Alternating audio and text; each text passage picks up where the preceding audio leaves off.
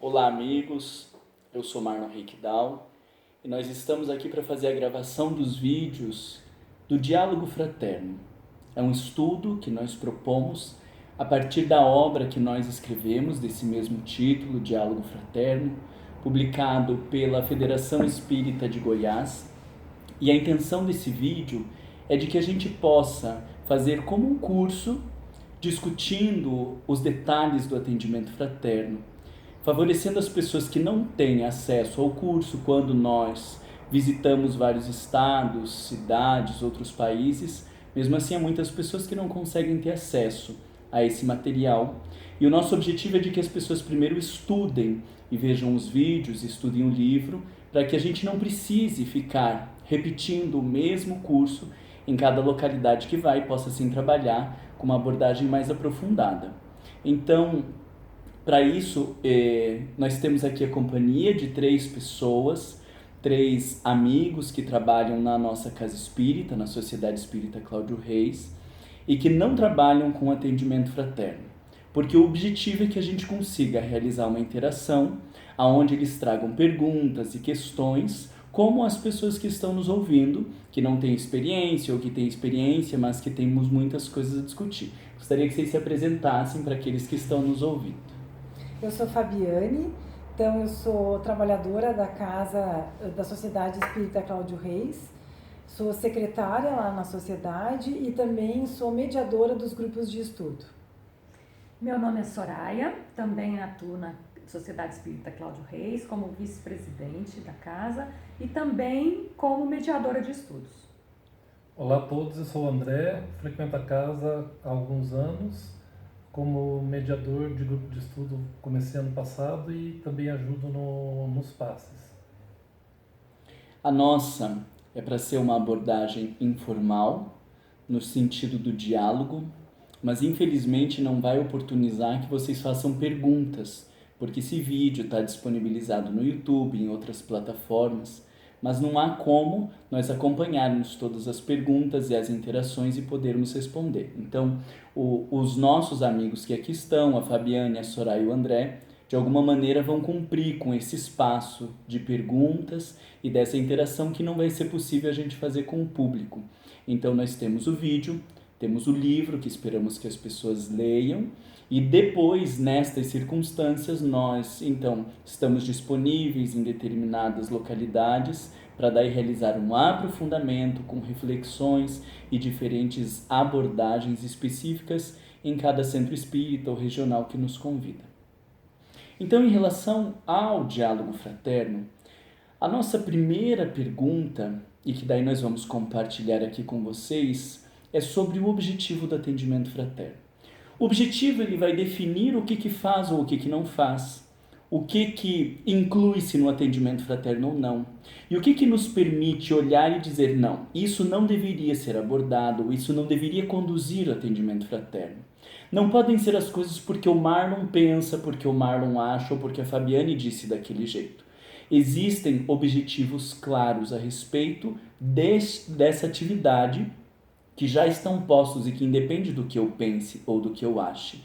E quando nós temos claros objetivos, então nós conseguimos dizer isso comporta no atendimento fraterno ou isso não comporta no atendimento fraterno. Quando nós estabelecemos os objetivos, nós temos condição de fazer uma avaliação adequada. Então, isso está correto ou isso está errado. Se nós não temos objetivos, cada um de nós atira para um lado. Então, o nosso trabalho mais difícil em termos do atendimento fraterno nesse momento inicial é definir o objetivo do atendimento fraterno. E nós vamos passar algum tempo discutindo sobre estes objetivos, porque eles são muito importantes para nós. E com os objetivos nós vamos conseguir delinear todo o percurso. Mas eu queria então pedir para vocês pensarem, e nós não organizamos essas coisas, nós estamos interagindo de primeira vez para esse curso. Eu queria que vocês pensassem uma palavra que define para vocês o atendimento fraterno e o objetivo do atendimento fraterno. Uma palavra só que eu diria, para mim o atendimento fraterno é essa palavra. Pense um pouquinho e aí com isso nós vamos delineando. Quem está nos assistindo, que faça o mesmo exercício de pensar como definiria ou colocaria o objetivo do atendimento fraterno em uma palavra só. O que você diria, André, pra gente? Eu diria acolhimento. Acolhimento como um objetivo. Fabiane? Orientação. Uma ajuda, um suporte. Suporte. Legal, vocês trouxeram coisas que complementam bem interessantes. Vamos pensar primeiro em relação ao que o André traz. O André fala de acolhimento. Isso faz parte do processo acolhermos as pessoas que procuram a casa espírita. Mas a gente não pode apenas acolher, né? Porque se elas chegam, ô meu amigo, vem aqui, nós damos um abraço, seguramos na mão e acolhemos essa pessoa como um aconchego de pai ou de mãe, nós cumprimos com um papel, mas não cumprimos com a tarefa de uma maneira completa. Concordam comigo? Sim. Né? Agora, a Fabiane fala de orientação.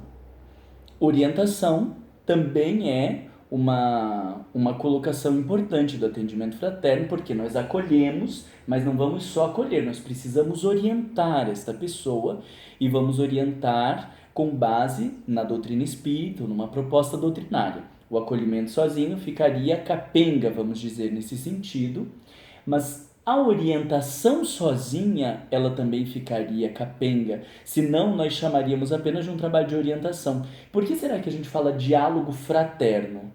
Né? Nós estamos falando de uma fraternidade, ou seja, não é apenas a orientação, porque o acolhimento, ele é importante. Se tirarmos o acolhimento, a gente teria uma aula, e as aulas os grupos de estudo já proporcionam, as palestras já proporcionam.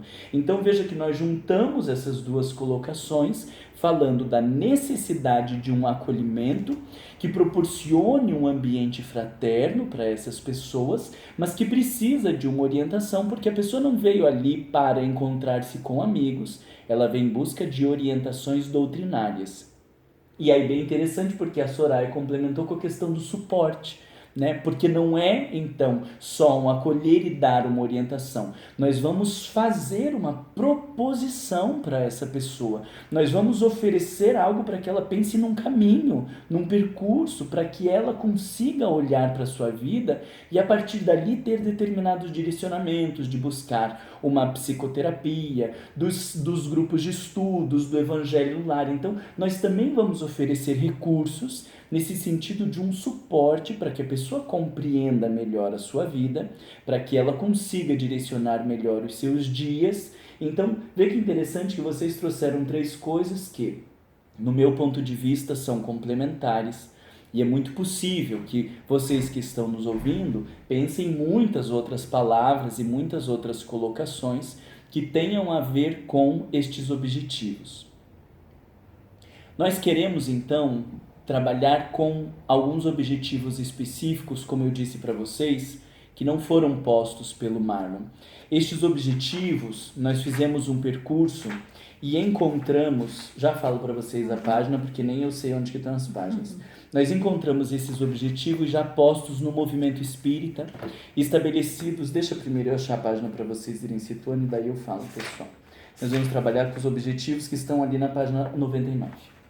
Então, estes objetivos, eles já estão postos no movimento espírita através do projeto Manuel Flamengo de Miranda, que é uma importante referência para todos nós que trabalhamos com atendimento fraterno, e através de colocações de Joana de Ângeles, de Divaldo Pereira Franco e de Manuel Flamengo de Miranda.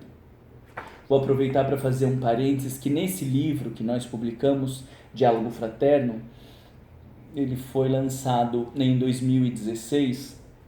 Ele tem uma mensagem de Manuel Flamengo de Miranda, que Divaldo, em contato com o Espírito, nos autorizou a publicação, e essa é uma mensagem profunda.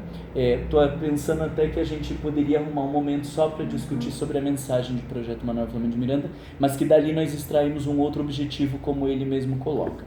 Então, nós vamos usar o projeto Manuel Flamengo de Miranda, vamos usar Joana de Ângeles, vamos usar Divaldo Pereira Franco e o próprio Manuel Flamengo de Miranda, para que assim a gente estabeleça os objetivos, definindo o nosso percurso.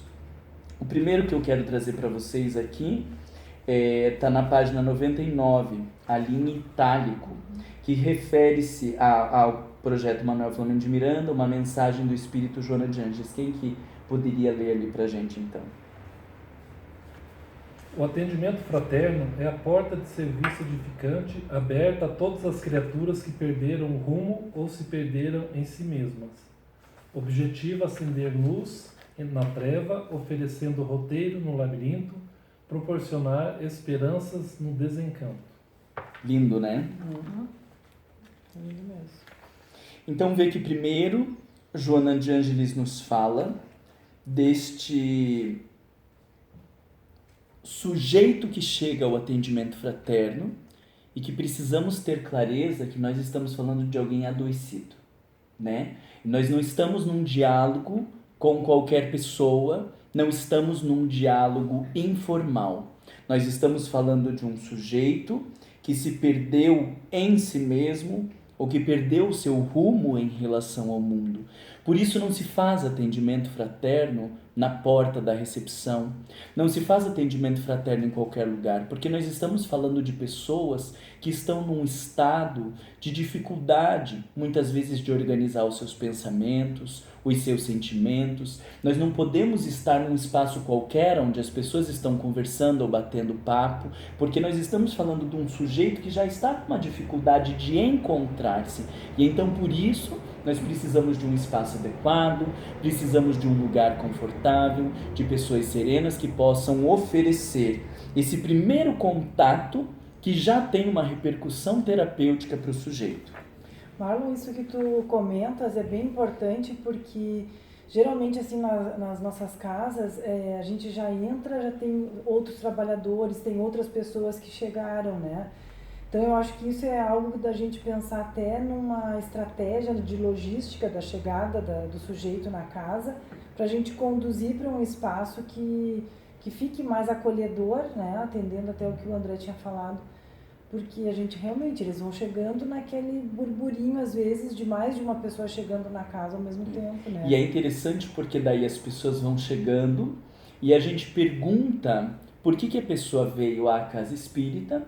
E é claro que, no meio desse tumulto, como a Fabiane está nos descrevendo, ela vai dizer que ela veio conhecer, ela vai dizer que ela veio para assistir palestra, ela vai ter dificuldade de descrever esse estado de sofrimento ou qualquer outro tipo de problema, porque estamos justamente num ambiente altamente informal, descomprometido, muitas vezes na recepção, as pessoas chegando, oi meu querido, e aí se cumprimentam, às vezes quanto tempo, e aí chega alguém num estado de adoecimento emocional e obviamente não vai conseguir expor, né? Nós vamos precisar discutir num momento específico a recepção e o grupo de acolhimento. Depois que nós fizermos todos esses vídeos, nós vamos gravar, Fabiana já anota aí para lembrar, nós vamos gravar um vídeo só sobre a recepção e o grupo de acolhimento, porque ele complementa o trabalho de atendimento fraterno e a chegada do sujeito para o atendimento fraterno, porque se nós não fazemos um bom acolhimento, a gente nem sabe das necessidades desse sujeito e a gente não consegue encaminhar.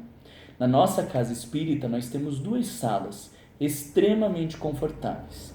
Parece um consultório de psicologia, obviamente que não é uma sala de psicoterapia, mas digo parece porque quando a gente fala de consultório de psicologia, a gente pensa num lugar acolhedor, calmo, tranquilo. Nós temos poltroninhas, nós temos sofá, nós temos mesinha com lenço para as pessoas que choram, com água, com papeizinhos para que a gente possa fazer as anotações, uma sala bonita, com flores, com decoração, para que a pessoa se sinta confortável. Isso é imprescindível?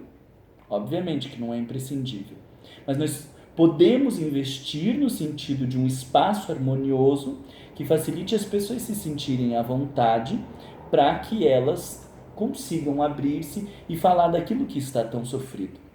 Acho que é importante, né, a gente até pensar assim, se colocar nesse lugar de falar para alguém desconhecido dos nossos sentimentos, dos nossos conflitos, da nossa intimidade, e aí a gente vai talvez conseguir fazer esse movimento de ver o quanto que um bom espaço, o quanto que pessoas que nos passem segurança, o quanto que toda essa estrutura, sem dúvida nenhuma, faz diferença para o atendimento fraterno, né?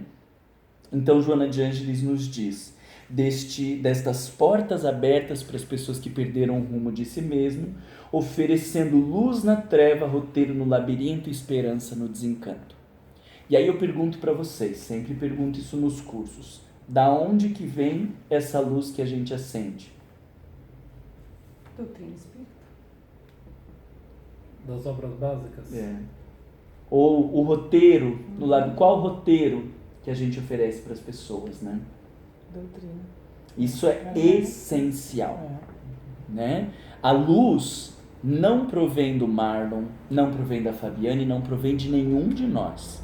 A luz que nós oferecemos é a doutrina espírita. O roteiro que nós oferecemos não é o roteiro da minha vida. Então chega alguém falando de uma dificuldade de relacionamento e eu vou me colocar como referência, dizendo como ela deveria agir com o seu marido ou com a sua esposa. Não somos nós o roteiro para essas pessoas. É a doutrina espírita, como a Soraya bem colocou, sem dúvida é a doutrina espírita, e o André especifica, né? As obras da codificação, as obras de Allan Kardec, porque ali está estabelecido o que é a doutrina espírita e o que não é a doutrina espírita. Nós não queremos dizer o que seja verdade ou o que não seja verdade, mas Allan Kardec deixa muito claro o que é a doutrina espírita. E se existe algum pensamento divergente daquilo, como o budismo ou o pensamento da Igreja Católica, cada um tem sua parcela de verdade. Mas isso constitui uma outra religião, constitui uma outra filosofia, uma outra ciência. O que define a doutrina espírita está nas obras de Allan Kardec. E aí, por isso, fica inviável fazer atendimento fraterno sem conhecimento doutrinário. Porque se o objetivo é nós conseguirmos acender a luz e oferecer o roteiro, e se isso é a doutrina espírita, não há como fazer atendimento fraterno sem um sólido conhecimento doutrinário. Veja que coisa interessante. É possível coordenar um grupo de estudo sem sólido conhecimento doutrinário? Não vou nem perguntar para os meus amigos, porque corre o risco deles dizerem que não. É possível. É possível fazer palestra sem sólido conhecimento doutrinário? Veja essas pessoas, todas são coordenadores de grupo de estudo. Soraya é vice-presidente da nossa Casa Espírita e não necessariamente fazem atendimento fraterno. E agora estão fazendo a qualificação e o atendimento fraterno. Porque nós entendemos que precisa de um sólido conhecimento doutrinário para fazer atendimento fraterno. Por que eu digo que não precisa para coordenação de grupo de estudo ou de palestra? Porque para você coordenar um grupo de estudo sobre as leis morais, você precisa de um sólido conhecimento sobre as leis morais. Mas você não precisa necessariamente de conhecimento sobre mediunidade. Você não precisa necessariamente de conhecimento sobre obsessão. Mas você precisa das leis morais, porque é o que você vai falar. É possível fazer palestra estando há pouco tempo na Casa Espírita? Possível. Se o sujeito tiver importantes referências doutrinárias, alguém que está na nossa Casa Espírita e vai fazer uma palestra sobre o perdão, e eu passar a estas pessoas as importantes referências que nós temos sobre o perdão, os 2 principais capítulos que Allan Kardec aborda, sobre o amor aos inimigos e sobre o perdão, esta pessoa pode realizar uma boa palestra. Mas qual é o tema que virá no atendimento fraterno? Não se sabe.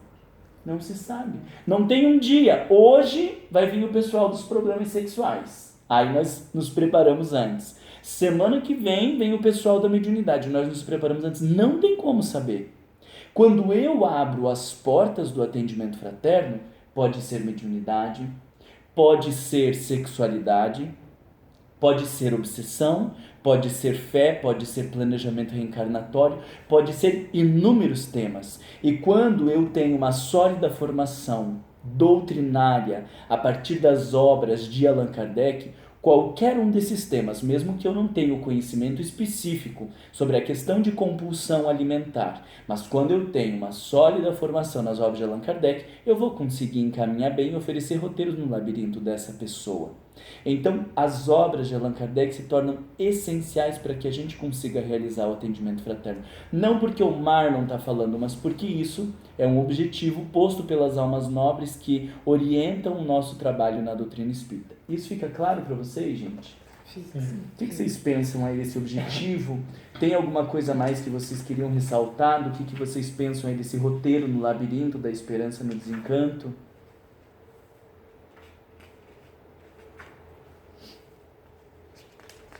Acender luz nas trevas, né? Que palavra forte, né?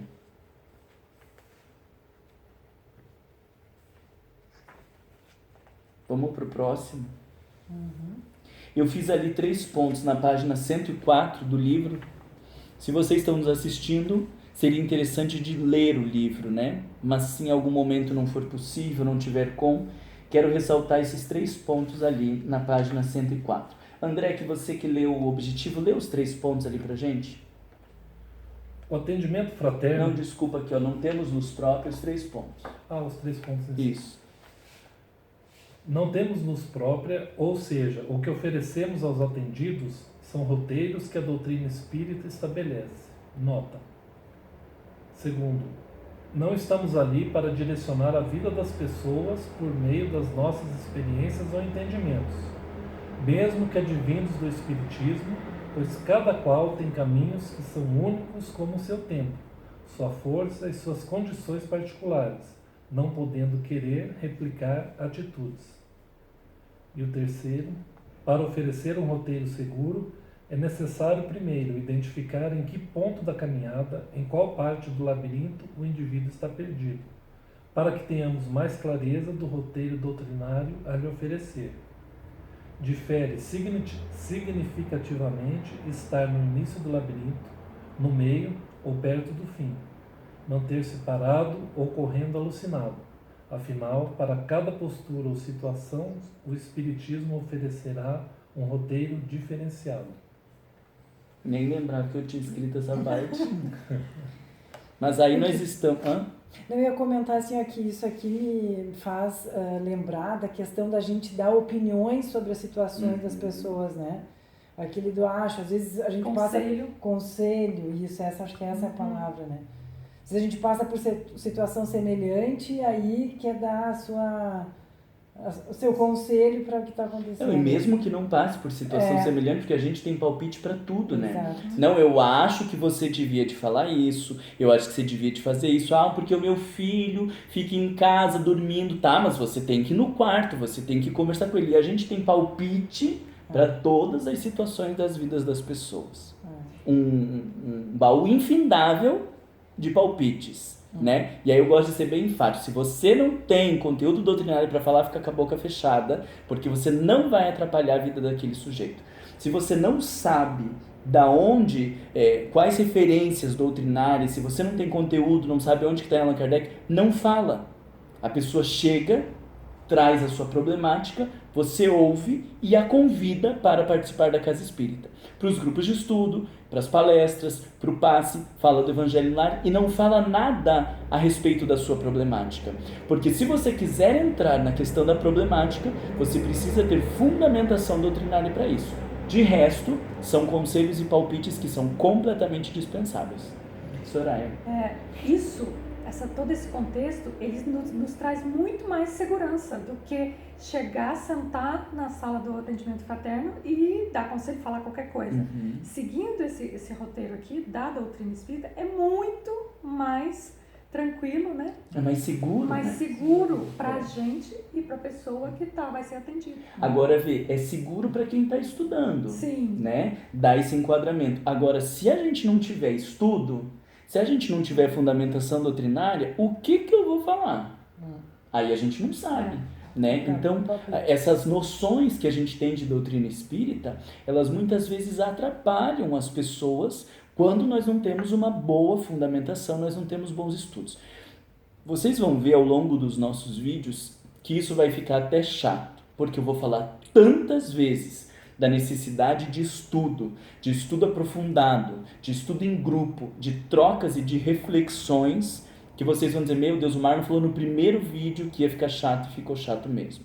Vou trazer um exemplo de um curso que estava dando numa outra cidade, um outro estado, e uma mulher, ela procurou a casa espírita, na verdade, o seu marido, ele frequentava a casa espírita, já era um senhor. Aí eles perderam um neto e a mulher estava inconsolada. Aí ele disse, vamos lá na casa espírita, passar pelo atendimento fraterno, né? Aquela história de santo de casa não faz milagre, eu tenho certeza que vai te ajudar. Eles foram para o atendimento fraterno, o atendente recebeu os dois, e aí quem nos contou foi o senhorzinho, né? Foi o marido. Ele então disse, A mulher relatou a questão do neto que morreu com 4 para 5 anos de idade. E aí o atendente fraterno disse: bom, o que eu posso lhe dizer é que o seu neto foi um suicida na outra encarnação e por isso que ele morreu com 4 anos de idade. Olha a minha cara de desprezo. Por quê? Eu tenho certeza que essa alma que falou isso e que fez esse tipo de orientação, ela leu André Luiz. O livro Ação e Reação traz o caso de Júlio, que é um menino, que cometeu suicídio na encarnação passada, não me lembro se ele se intoxicou, alguma coisa assim, e ele volta nessa encarnação e morre afogado, com 4 anos de idade, 4 para 5 anos de idade. Aí essa alma penada que é o atendente, ele estudou, veja que ele estudou André Luiz, mas ele usa de um conhecimento que não foi elaborado e faz uma como que a gente chama? Generalização indevida, como se toda criança que morre com 4 anos de idade tivesse cometido suicídio. Ele estudou André Luiz, mas ele não teve pares para trocar, para discutir, porque imagina que existiria alguém que ia dizer, não, mas não são todos os casos, nem todas as crianças que morrem de maneira prematura, elas cometeram suicídio na encarnação passada, e nós vamos ver lá em Allan Kardec que isso não acontece, e aí nós conseguimos nos preparar melhor. Então veja que só o estudo, mesmo sozinho, não garante o cuidado que a gente precisa ter para atendimento fraterno. Nós precisamos dialogar, nós precisamos compartilhar, nós precisamos trocar, porque a doutrina espírita é uma ciência complexa, que não é absorvida de maneira simples, com leituras informais ou como se estivéssemos lendo qualquer livro ou revista. Precisa da troca, do debate, do diálogo, enxergar por diferentes ângulos, diferentes olhares, e isso tende a nos acrescentar. Então, que delicado, né? Nossa. E que responsabilidade, né? Meu Deus do céu.